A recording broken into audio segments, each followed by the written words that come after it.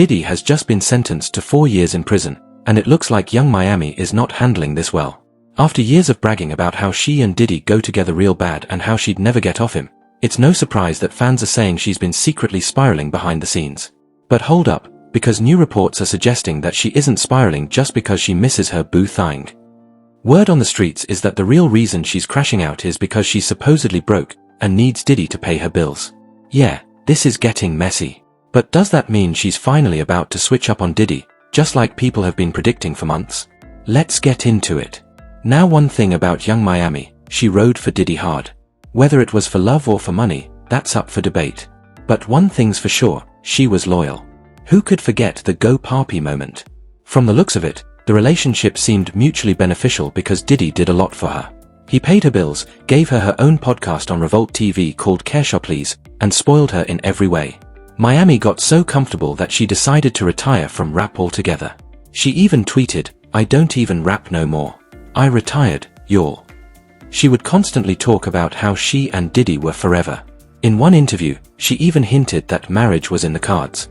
She said, "People don't know us.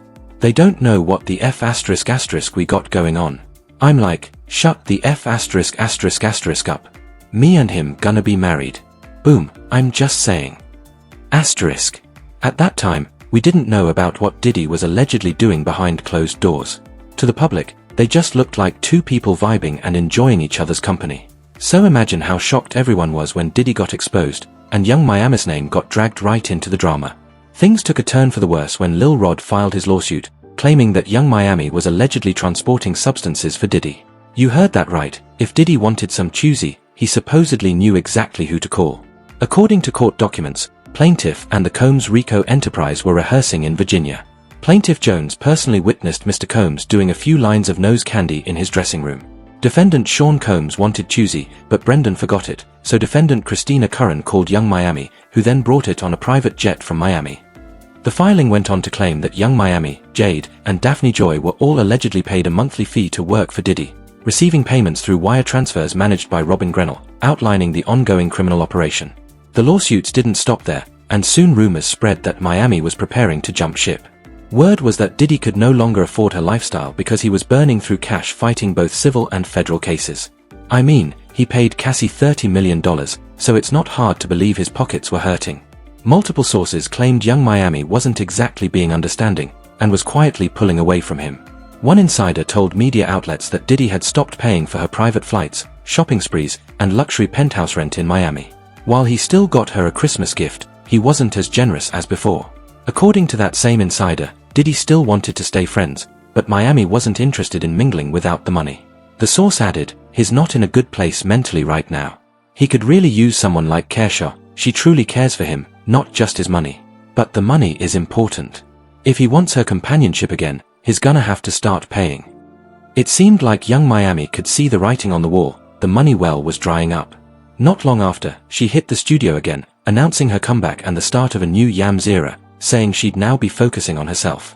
But unfortunately, that comeback didn't hit the way she hoped.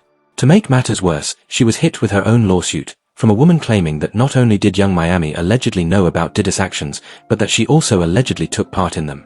Fans started putting two and two together when Miami once threatened to make Diddy force Gina into a freak-off.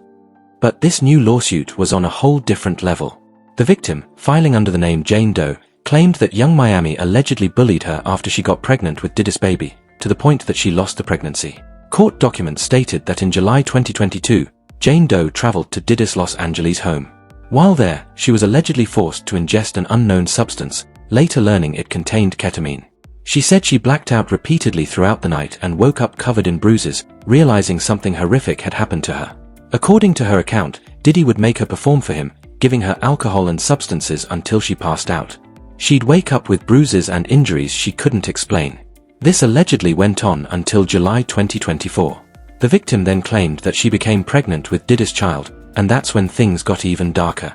According to her, young Miami began bullying her until she miscarried. The lawsuit read, shortly thereafter, Jane Doe took a pregnancy test, which was positive. Jane Doe informed defendant Combs of the result. Caresha Brownlee, defendant Combs' associate, repeatedly called Jane Doe, pressuring her to terminate the pregnancy. Jane Doe said she eventually suffered a miscarriage and cut off contact with Diddy's team for several months. So whether Young Miami liked it or not, she was still tied to Diddy, legally, emotionally, and publicly. Even as she tried to distance herself from him, she reportedly wrote a letter to the judge asking for leniency on his behalf. That move made fans believe she still hoped they could reunite once he got out, assuming he didn't serve serious time. A blind item later surfaced confirming the rumor, reading, "The youthful city celebrity must really want her old job back the way she's kissing the producer rappers," but in letters to the court. In her letter, Miami wrote, "I do not condone any wrongdoing. I can only speak from my personal experience and the man I've come to know over the past 4 years. For 3 of those years, I was in a public relationship with Sean. And during that time, I witnessed and came to know a different person than the one portrayed behind the scenes. He was loving, genuine, supportive, and always encouraging. Sean has always made it a priority to open doors for black people, to make sure we're seen, heard, and valued in spaces where we've historically been excluded." She continued, "Beyond all that, I've seen him give back to his community over and over again. I've also witnessed him doing real inner work, checking himself into anger management, starting therapy, and focusing on healing. In my personal experience, Sean is not a danger or a threat to the community. He's a man of God who uplifts and inspires those around him mentally, physically, and spiritually." And just like that, she basically said, "Judge, that's a good man." You already know the internet ran with it, "That's a good man, Savannah."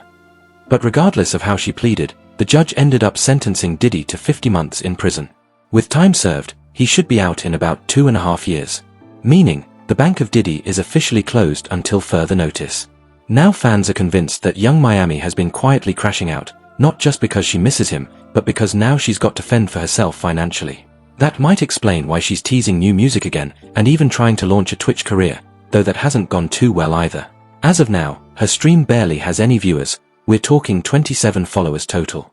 It's a tough time to be Young Miami, y'all. But what do you think about this entire situation? How do you feel about her boo and sugar daddy, Diddy, being locked up? Drop your thoughts down below, and as always, keep it locked right here on CelebWire for the latest updates.